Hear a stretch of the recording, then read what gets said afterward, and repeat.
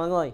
Như cái video trước là Vương có chia sẻ kinh nghiệm với lại mọi người là làm sao để cho cái ngày grand opening mình có thật nhiều khách hàng đến với cái tiệm nail của mình. Thì Vương có nhắc đến cái direct mail. Làm sao để mà dùng cái direct mail gửi ra cho thật là nhiều cái người trong khu vực của mình, cho người ta biết đến cái tiệm của mình.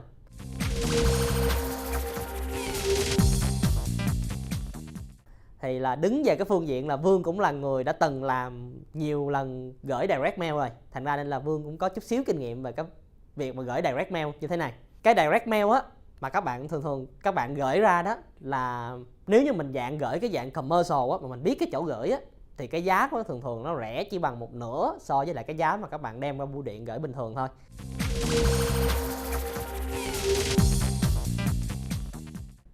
Trước hết là để Vương nói về cái mình đi đến nơi nào để mình gửi.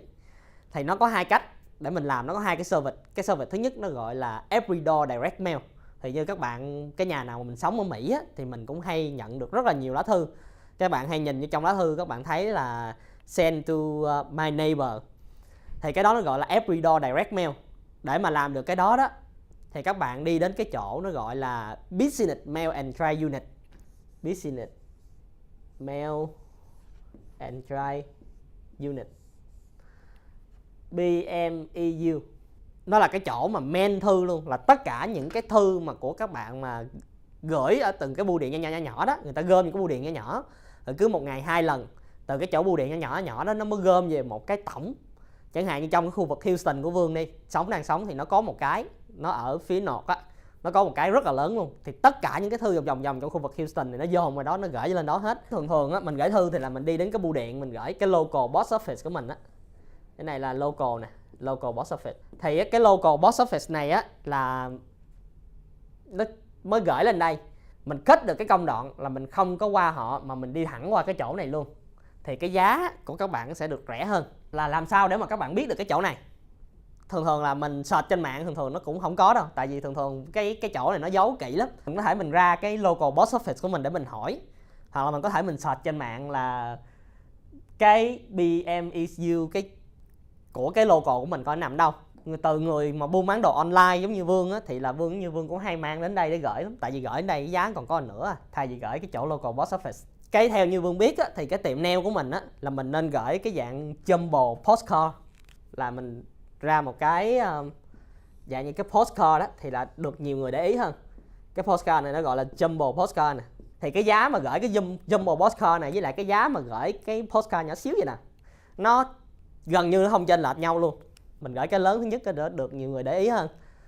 Thì các bạn đi đến cái chỗ Business Mail and Try Unit này, các bạn hỏi người ta là bây giờ là tôi muốn gửi thư cho tất cả người khách hàng của tôi trong cái khu vực đó đó. Thường là cái tiệm nail của mình tùy theo cái size thôi. Thì theo như Vương biết là mình chỉ cần gửi cái bán kính, những cái zip code trong vòng trong cái bán kính mình khoảng từ 5 mile trở lại thôi được rồi. Thì mình gửi trong cái budget của mình thôi. Mà nó cũng có cái trick nữa là các bạn có thể coi cái income của cái khu vực đó.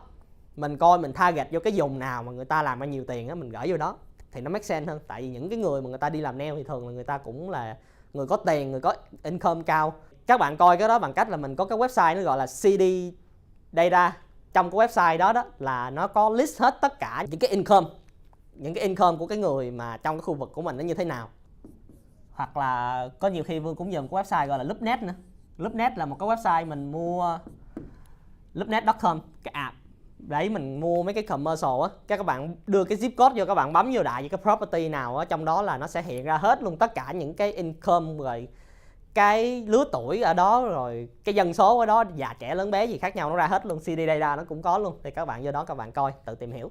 Trên cái postcard này á là mình sẽ phải để một cái message nó như thế nào. Thì cái này Vương sẽ làm trong một cái video tiếp theo nữa. Tại vì cái thời gian của video này của Vương nó cũng có giới hạn thôi. Còn cái video này là Vương tập trung vô là làm sao để mà dùng cái postcard đó để gửi ra. Thì các bạn một lần nữa là các bạn đi đến hỏi cái chỗ local post office của mình, hỏi coi cái chỗ Business Mail and Try Unit này nằm đâu. Các bạn đi đến đây các bạn hỏi tôi muốn gửi postcard, tôi làm như thế nào. Thì họ sẽ hướng dẫn các bạn hết, lấy permit đồ như thế nào. Thì theo như Vương biết á, là nếu như các bạn dùng Every Door Direct Mail thì khỏi phải trả tiền permit, khỏi phải trả tiền gì hết. Còn nếu như mà các bạn mà gửi kiểu commercial thì có thể các bạn phải trả tiền permit. Thì cái đó nó tùy cái loại account, nó tùy loại khác nhau. Nhưng mà các bạn đi đến đó người ta sẽ giải thích hết. Với lại các bạn, những người trong đây họ rất là tận tình, rất là nice. Vương đi nhiều tiểu bang rồi, Vương gặp rất là nhiều người này rồi, họ rất là nice, họ sẽ giúp mình hết luôn. Nãy đến giờ là Vương nói nhiều đến về cái lá thư quá mà Vương quên mất là làm sao để mà ra được cái lá thư để mà mình gửi. Thì cái này sorry Vương quên mất, bây giờ Vương nhắc lại. Cái để mà ra được cái postcard để mà gửi cho khách á, thì trước hết á là nó có hai cách. Một là cái chỗ tùy theo cái post office, có cái chỗ mà nó sẽ in, nó làm từ A tới Z cho mình luôn, nó in rồi nó gửi hết cho mình luôn thì cũng có.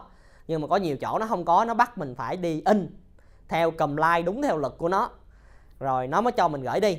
Thì cái đó là các bạn kiếm những cái hãng in mà ở local của mình á, thì đa số những cái hãng in khi mà mình in số lượng nhiều á là cái giá của họ thường cũng rẻ lắm. Theo như Vương biết là một cái postcard như vậy là giá của nó chưa tới khoảng tầm từ 20 đến 30 cent là cùng, là maximum luôn rồi đó, là 20 đến 30 cent. Nhưng mà nhiều lúc mà các bạn deal được cái giá tốt hơn 5, 10 cent, mười mấy cent cũng không chừng. Thì khi mà mình ra được cái postcard rồi á, nó còn có cái phần địa chỉ nữa. Cái phần địa chỉ như thế này nè, địa chỉ nè, nó phải với lại cái phần barcode nữa, nó phải comply với lại cái phần này. Nó có cái gọi là cái NDSA, nó phải comply với lại cái luật lệ của tụi post office thì tụi nó mới cho mình gửi đi. Trong cái chỗ mà mình in thư á, cái chỗ mình in ấn á, là thường là họ có kinh nghiệm, họ làm luôn cho mình. Đó là tôi muốn in cái postcard để tôi gửi cho nhiêu đó địa chỉ á, là mà các bạn đi đến gặp trước cái chỗ này trước, người ta sẽ hướng dẫn cho mình trước rồi các bạn mới đến cái chỗ mà mình làm thư để mình gửi, mình in thư. Tại thường cái chỗ in thư họ thấy mình không biết gì hết á, mình gà mờ hay sao mình không biết gì hết, là họ hay hét cái giá trên trời lắm. Cho nên mình nên tìm hiểu trước ở cái chỗ mà Business Mail and Trial Unit. Thôi chắc nói như đây chắc cũng dài quá rồi.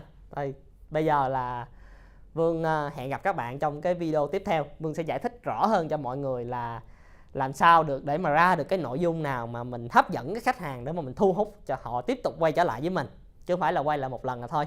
Với lại là Vương sẽ làm thêm một cái video nữa nói về một cái khác còn mạnh hơn nữa, là dùng cái Facebook để mà thu hút khách hàng. Thì cái phần Facebook Vương sẽ cover nó trong một cái video tiếp theo ở gần đây. Rồi thôi, chào mọi người, hẹn gặp lại.